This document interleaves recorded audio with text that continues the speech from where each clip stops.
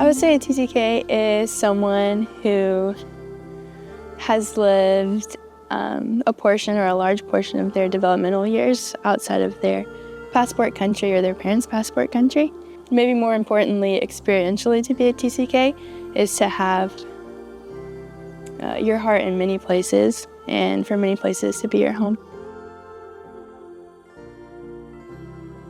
Anybody who is a chameleon and literally lives well in both worlds, 2 to 3 to umpteen worlds that they have experienced and spent their life in, and yet doesn't fit wholly into any of those well. They're capable of being in all of them, and I think they bring the richness of their life from their home country while still seeing a bigger picture, and like seeing it like they can almost helicopter outside of that culture to see it from a different view that nobody else could have seen it from in the first place.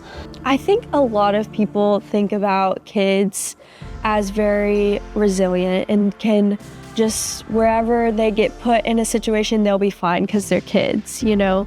But it like really changes a person, and like it's important that those kids get the care that they need.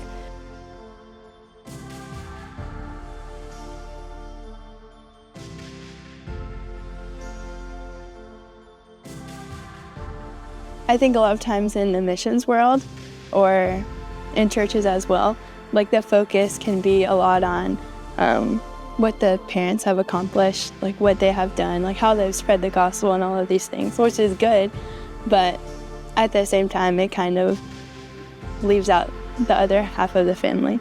But that's not something that TMS does. They include the kids in the kingdom work. That's something that has impacted how I've seen my time overseas and my role in my family and where I am.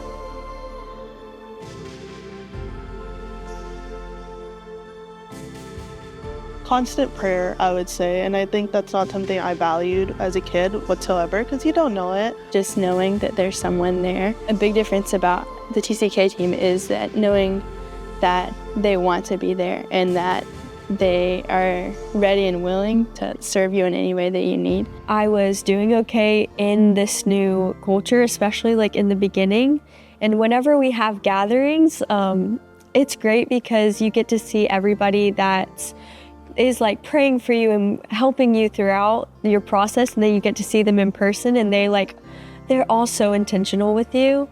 And it's just like, I don't know, the intentionality is what sticks out to me the most. It's like, you can tell that it's very genuine.